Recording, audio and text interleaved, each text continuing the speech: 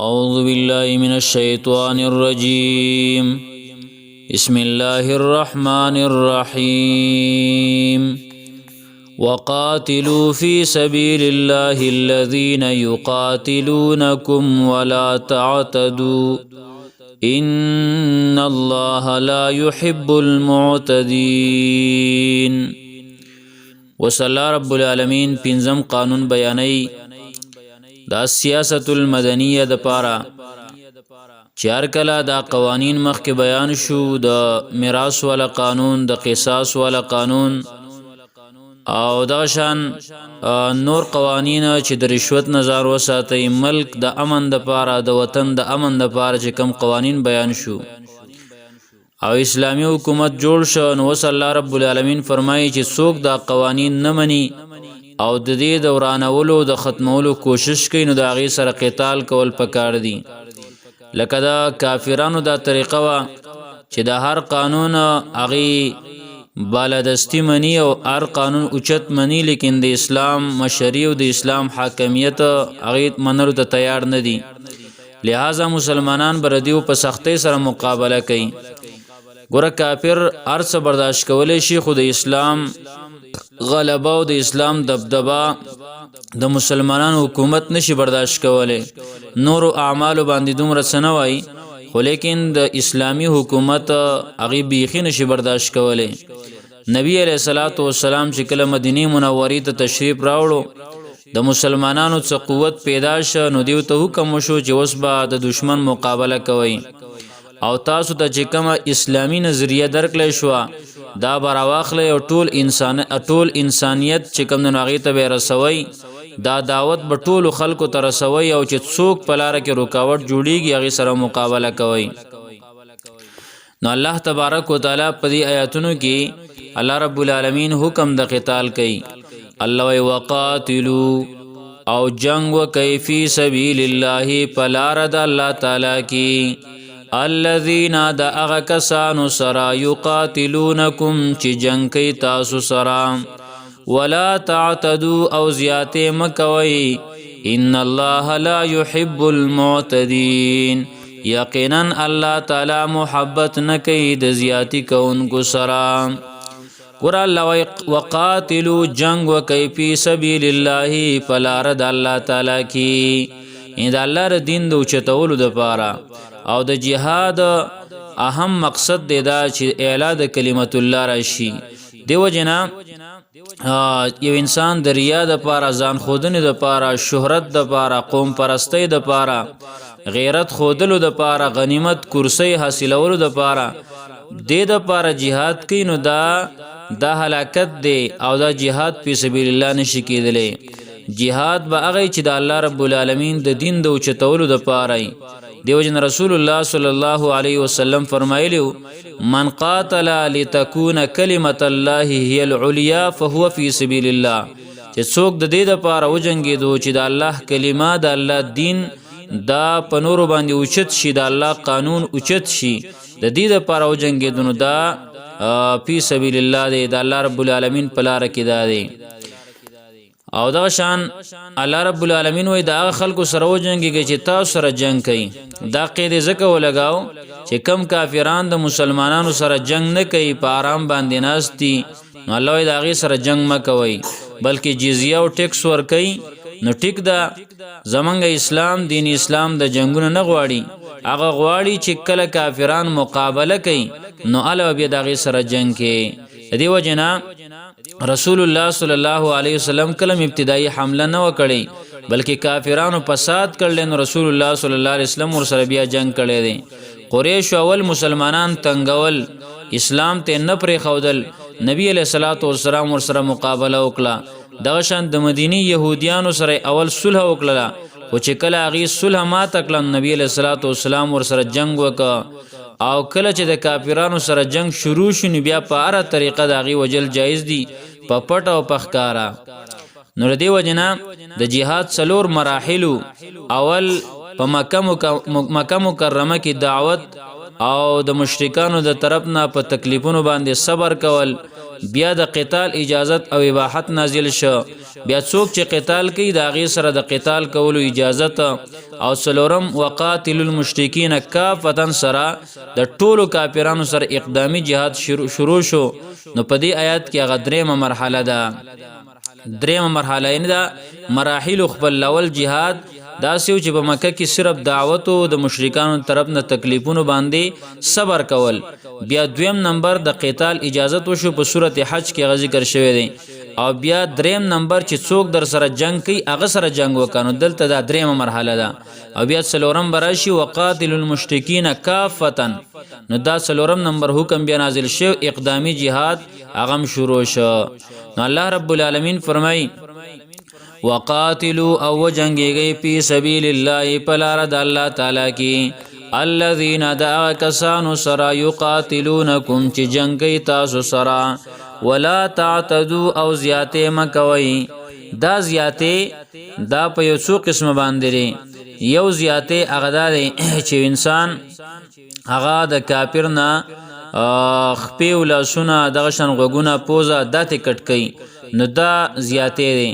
بلکې کافر دی صرف چې کم نه وجلو خبره ختم شو دغه شان ماشومان وجل دام زیاته دی زنانه وجل دام زیاته ر دینه منشي او کافرانو شکلونه نه خرابې ورلا د مړی به حرمتي اگر چې کافر دی داغه بنکه او دغه شان زنانه او ماشومان بنوجني.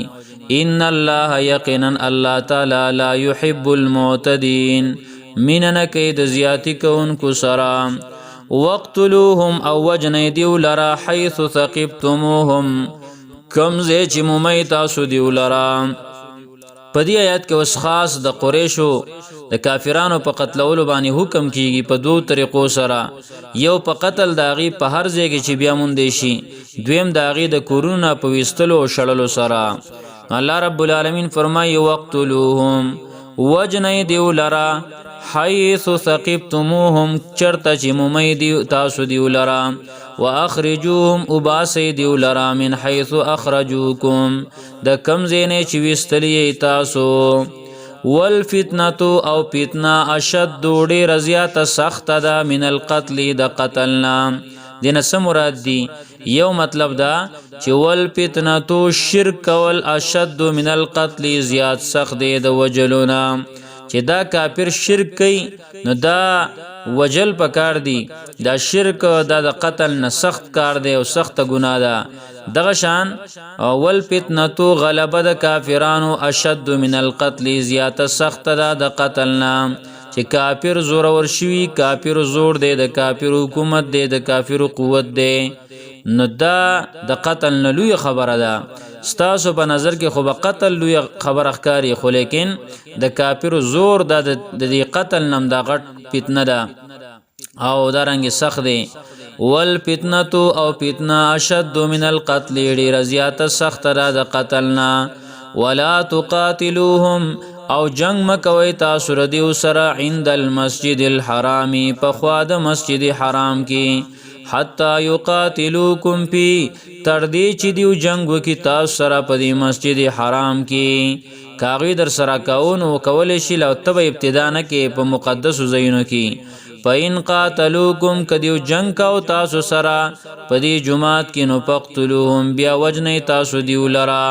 که مسجد حرام کې اغه شروع کړلنو بیا تم جنگ کوا مقدس زینا پای کې به ته ابتدا نه کې خو کاغه وکړل نو بیا وجنا بیا وتغلی کېږم. کذالک جزاء الکافرین دغه شان د بدله د کافرانو. پاین انتهو پس کمن شو دیو فإن الله غفور الرحیم یقینا الله تعالی دې ډیر بخون کې ډیر مهربان. الله رب العالمین فرمایي کدا کافران من شو د شرک نه د مسلمانانو د تنگولو نه نو بس بیا چې کم دنو الله رب العالمین غفور الرحیم دی. الله رب العالمین به ورته بخنه وکي. الله رب العالمین بخنه کون کې دی او دا د الله رب العالمین ډیر رحم طرف ته اشاره ده چې الله دومره مهربان دی. کافر تم وای ګوره کده کوپر نه توبه وستلا هغه ټول ګناهونه به درته معاف کما هر څه به درته معاف کم. ا مسلمانانو لم کم ضرر ور کړو کم تکلیف ور کړو کم مسلمانانو شهیدان کړو دا هر څه به درته معاف کما کتوبه وستلا. وقاتلوهم حتى لا تكون فتنة ويكون الدين لله. وس مدد قتال ذکر کئ چې د جهاد به کم وخت پوری کیږي، د کم وخت د جهاد د ختمېدو دی.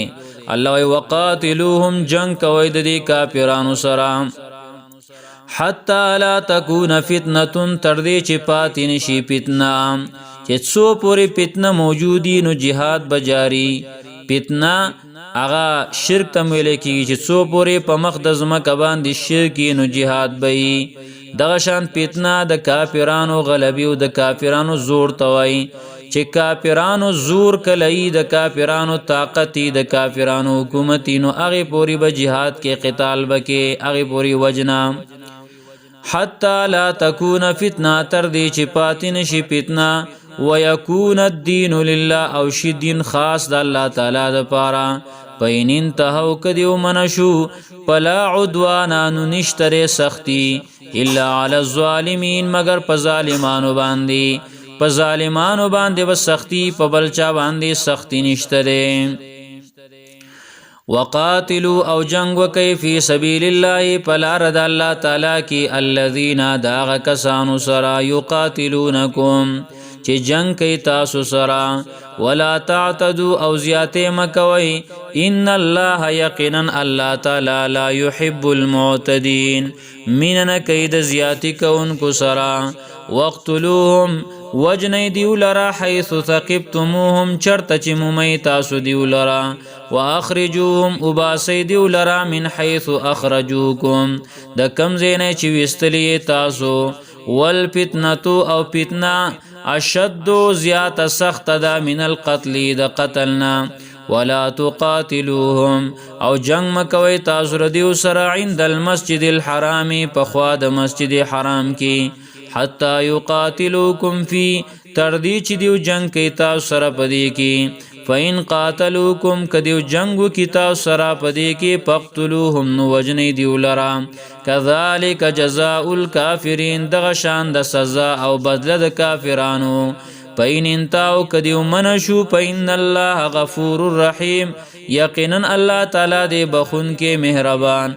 وقاتلوهم او جنگ کوي تاسو ردیو سرا حتی لا تکون فتنه تر دې چې پاتې نشي فتنه ويكون الدين لله او شي دین ټول د الله تعالی د پاره. پاین تاو کدیو منشو پلا عدوانا نو نشتره سختی الا علی الظالمین مگر په ظالمانو باندې. سبحان الله وبحمده سبحانك اللهم وبحمدك اشهد ان لا اله الا انت استغفرك واتوب اليك.